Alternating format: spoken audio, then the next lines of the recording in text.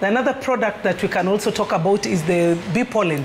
So the pollen is actually collected using a pollen trap, which is fitted at the entrance of the beehive.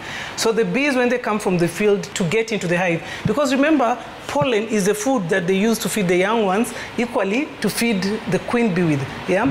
So when you collect the pollen as a bee farm, again, you need to think about the growth of your colony, because this is their food. So when I collect the pollen, I'm interfering with the growth of my colony, or the feed of my colony. So pollen can be adulterated, can be messed up with, its quality can be compromised, especially at that type of collection. If you leave the pollen out for too long before you collect it, once the bees have deposited it, it absorbs moisture and it can easily get moldy. If you look at most of my pollen, I have the dark one and I have the light one. The multifloral one has the mixed pellets of the pollen. The monofloral has one color of the pollen. So for me, I check where I collect my pollen as apiculture venture in areas where we verified there is minimal to zero pesticide spraying. Currently, I'm not testing on pollen, but Kenya Bureau of Standards, the body mandated with testing of products, is actually formulating standards for the same. And it's in the process, and yes, it can be traced. Na wakati mmoja umekuta kwamba kuna pesticides kweli kwa pollen, huwa mnafanya nini? You'll either feed back the bees with it or discard it, because it's not something you can sell to the human beings for consumption. Again, they are allowed levels of pesticides. If it's above the allowed level, then you cannot take it out to the market. Wewe unaweza control usiuze, lakini kuna yule ambaye bora ameuza. Kwako unamwambia nini huyu mtu? This is food that human beings are consuming. Please don't sell pollen that is not worthy of human consumption. Even if I was to contract a farmer to collect for me the pollen, then we'll come out and just do a feasibility study to check what is the surrounding area of about 4 kilometers, what sort of pesticides are being used, what sort of agricultural, sometimes pesticide is so hard to determine, but what side of agricultural activities that go on in that area. Something even as simple as a cattle dip being around that area, because bees will go and collect water from that cattle dip, and probably you'll see the traceability of the pesticide used in the cattle dip, either in the honey or in the pollen. But above all, I prefer areas that have sunflower, because there's very minimal spraying, and areas where there's natural vegetation like the acacias, where we can collect this from. Another product that we saw is beeswax. Beeswax, as you've seen here at Apiculture Venture, we have various uses for it. One of the uses that we saw is we process the beeswax and we put it in the bees as an attractant using a worksheet or a comb starter strip in the frames. That is what we use it. In terms of value addition, we make beeswax candles. You imagine the importance of beeswax candles. Mostly we target the spas and those individuals who really are concerned about their well-being. What candle are you using back at home? It's one of the best candles you can use in your space, be it in the office, at home, in the spa, because of the health benefit, the air purification, ions that it releases in the air as it burns. This is natural. This is not petroleum. This is not industrial candle or wax that we've used here. This is purely beeswax that when it's burning, and just as a reminder, it burns very slow, so you don't it doesn't burn very fast, and as it burns, it releases some very positive ions in the air that purifies the air. The same beeswax, we also use it to make body jellies. We use it to make lip balms. This is a natural product that, if it's mixed with other components like the honey and other essential oils and flavors, then it produces a very nice body jelly that, one, the beeswax will lock in the moisture and the honey will soothe the skin. So you get, even if you're using it on your skin, you're using it on your lips for your daily usage, then it's also just a natural product that doesn't harm your skin. Yes, so one of the products we've talked about so many products, but there's one product that we haven't talked about, which is the royal jelly. That is also a hive product. Royal jelly is actually a jelly that the bees produce to feed the queen. Yeah, just listen to the name, royal jelly. It's given to the royal. And who is the royal person in the beehive? It's the queen. So this is a product that it looks like mucus. It's clear, and it has, if you've tested it, I've tested it, it has like some pungent aftertaste in your tongue. It's used also to, it's heavy in protein also. So when the bees actually form it, they use it to feed the queen. So it's actually a queen feed. But the people in the queen rearing space really collect it a lot and they can sell it. Soko sasa likoje? Kwa sababu tayari uko ndani wewe, soko likoje? This market is there. What is lacking is the quality of what is needed. So if you are able to get the training and you're able to get the right equipment, then I'll be here to buy the products. And of course, if I'm able to buy the products, then you can also venture, farmers can venture out into other markets, because there's so many players in this. There are many other beekeeping companies that I'm sure are buying this product. Na mtu ambaye yeye si mkulima si mfugaji wa nyuki, lakini anasikiza unapozungumza, anaweza ingiaje katika soko awe mmoja kati ya wauzaji? That's a very good question, because I look for distributors.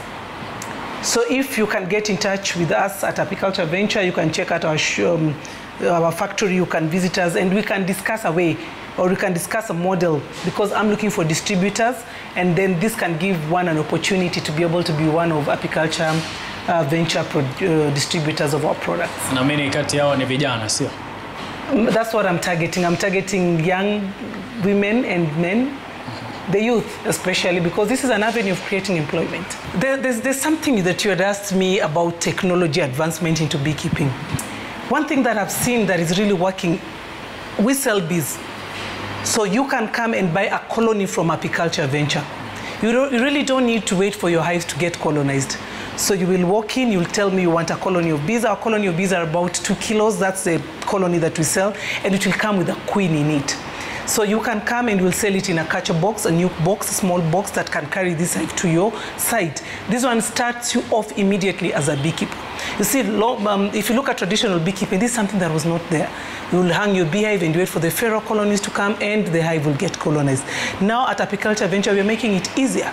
You can come and buy the colony. And as you've seen, even our hives, they are baited.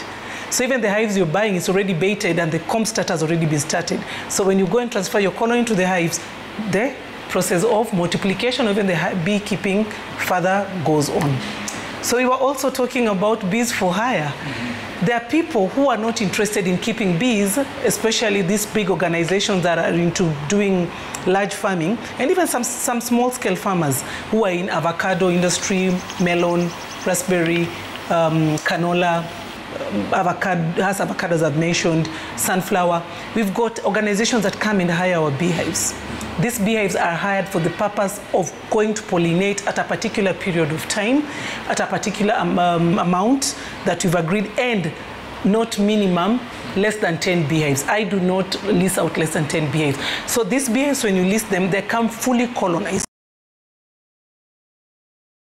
They must have super boxes. Some will just want the brood box. So I will load the beehives to your farm for pollination. So it's actually just, in simple terms, bees for hire. Then we'll bring them to your farm.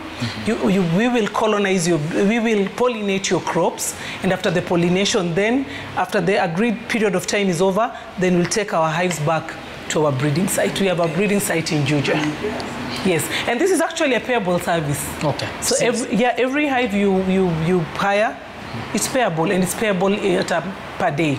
Good stuff. Because I can bring a hive today and tomorrow it's not colonized. So we will be counting, the farm manager will be counting how many hives were colonized that particular day, and that is what I'll be paid for that. Remember, we are talking about climate smart, and you're looking at how we can increase our bee population and how we can have a positive impact on the environment through beekeeping. Yes. There's something called queen rearing.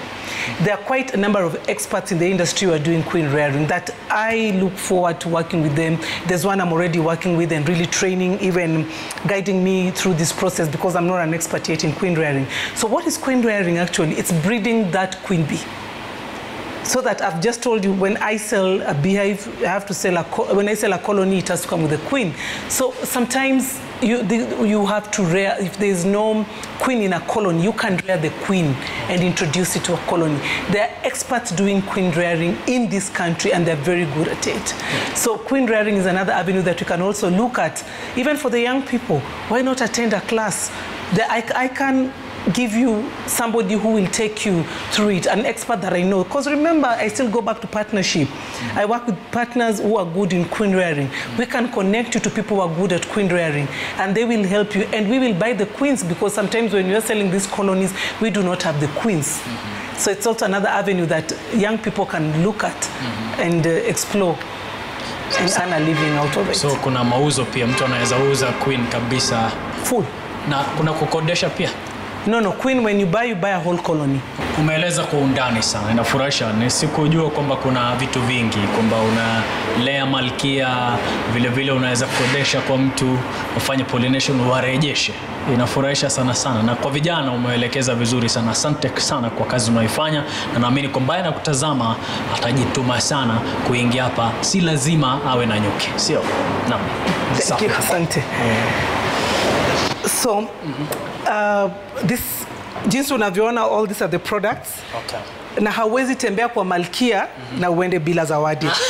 Kwa hii chombo hapa, iko na honey depacked from different regions, iko na hiyo body jelly, iko na hiyo lip balm, na hata iko na chocolate ambayo imetengenezwa kutumia asali. Unaweza fungua. Hii chocolate ijatengenezwa kutumia ikiwa ngumu sawa. Yeah. Hii chocolate hakuna sukari ambayo imeongezwa hapo. Imetengenezwa purely with honey. Kwa hivyo hii ni yako, ukifika nyumbani enjoy. It's never too late. Kwa yule ambaye ananitazama na anajiuliza kama nina girlfriend, basi hata mimi naweza tumia lip balm, sio? Si lazima iwe. Yeah, it's natural. Good stuff. Asante sana, umesikiliza kutoka kwake. Ameeleza kwa undani sana manufaa ya nyuki na manufaa mengi kweli kutokana na nyuki hapa. Zawadi nono. Emmanuel